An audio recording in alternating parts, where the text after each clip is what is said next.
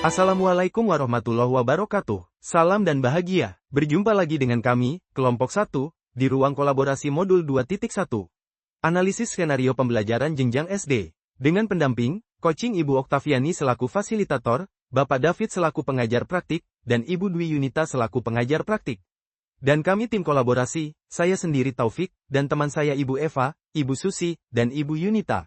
Berikut ilustrasi kegiatan pembelajaran berdiferensiasi jenjang sekolah dasar, yang diperagakan oleh Bapak Darmawan. Pak Darmawan adalah guru sekolah dasar. Minggu depan, ia akan mengajar murid-muridnya materi tentang cara kerja salah satu sistem organ tubuh manusia, yaitu sistem organ pencernaan.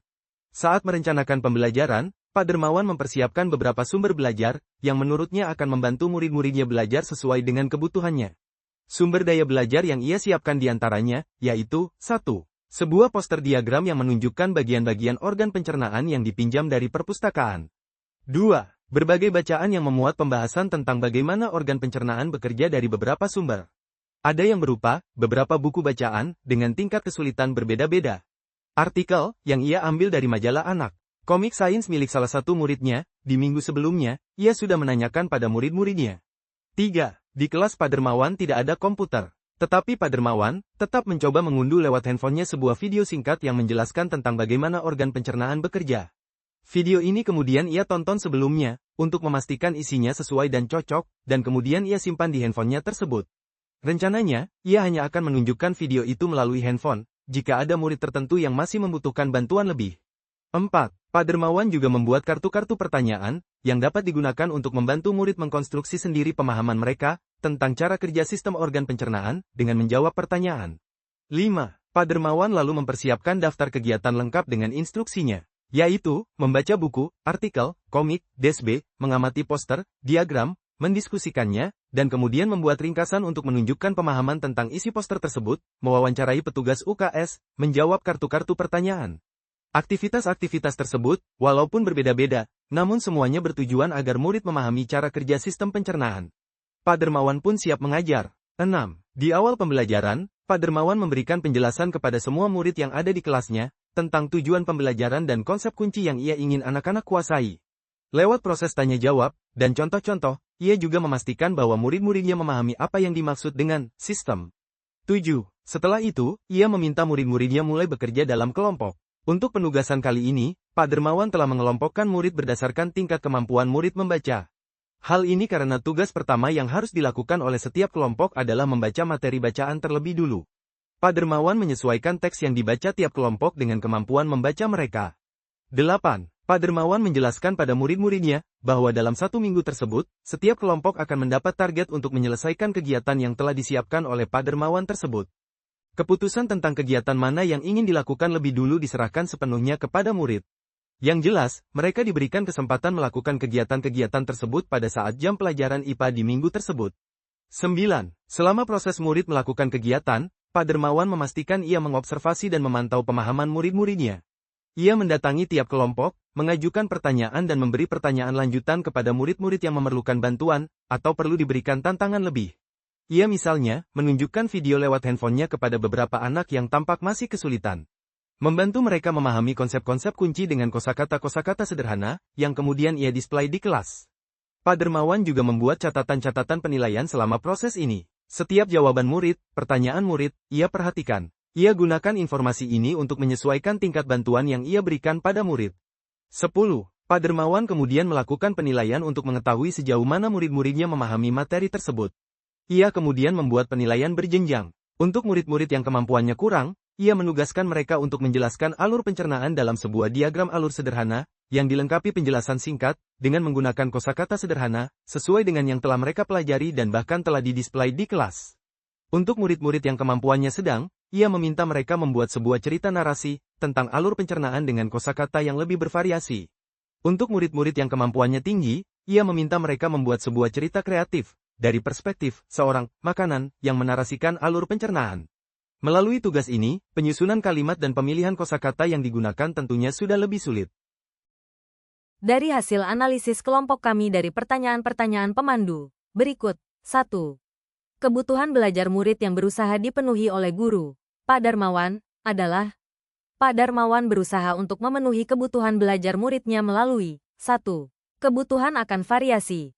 Pak Darmawan menyediakan berbagai sumber belajar dengan format berbeda, seperti poster, buku, artikel, komik, video, dan kartu pertanyaan.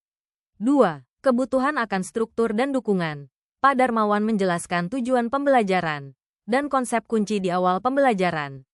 Pak Darmawan mengelompokkan murid berdasarkan tingkat kemampuan membaca mereka, untuk membantu mereka memahami materi bacaan. Pak Darmawan memberikan instruksi yang jelas untuk setiap kegiatan. Pak Darmawan berkeliling kelas, untuk mengamati dan memantau pemahaman murid. Pak Darmawan memberikan bantuan dan tantangan tambahan kepada murid yang membutuhkannya. 3. Kebutuhan akan relevansi dan makna.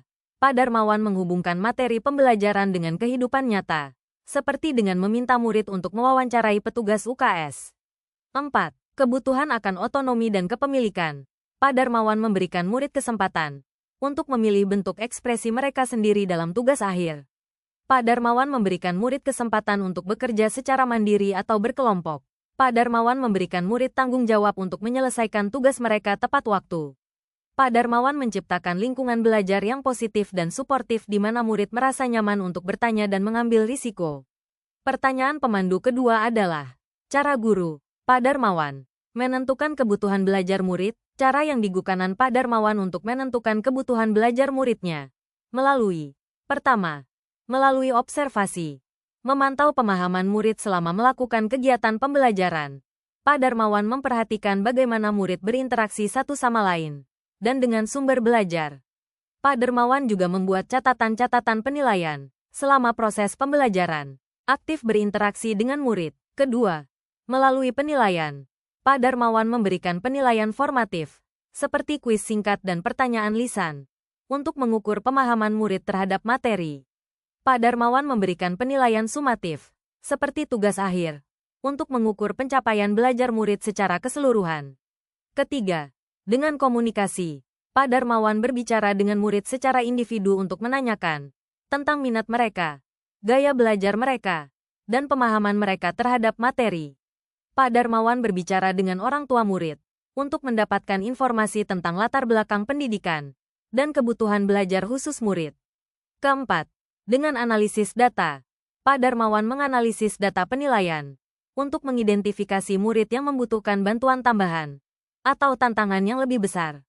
Kemudian, sumber informasi yang lain. Pak Darmawan menggunakan sumber informasi lain, seperti catatan anekdot dan profil belajar murid, untuk mendapatkan gambaran yang lebih lengkap tentang kebutuhan belajar murid. Pertanyaan yang ketiga, yaitu, strategi pembelajaran berdiferensiasi yang digunakan Pak Darmawan. Pak Darmawan dalam pembelajaran berdiferensiasi menggunakan beberapa strategi, antara lain, strategi berdiferensiasi konten, yaitu Pak Darmawan menggunakan berbagai sumber belajar, poster, buku bacaan, komik, video, kartu pertanyaan.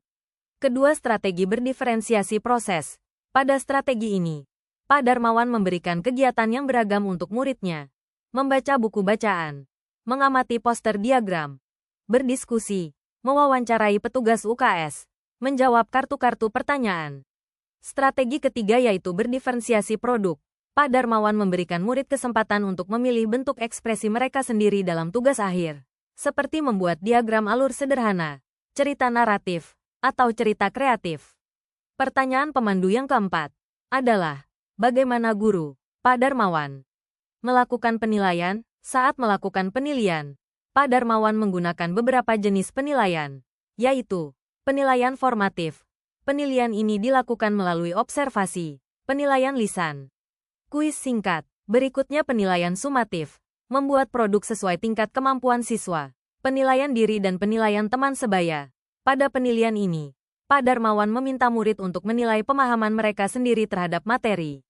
Pak Darmawan meminta murid untuk saling menilai pemahaman mereka terhadap materi. Demikian, dari hasil analisis kelompok 1. Semoga bermanfaat. Terima kasih.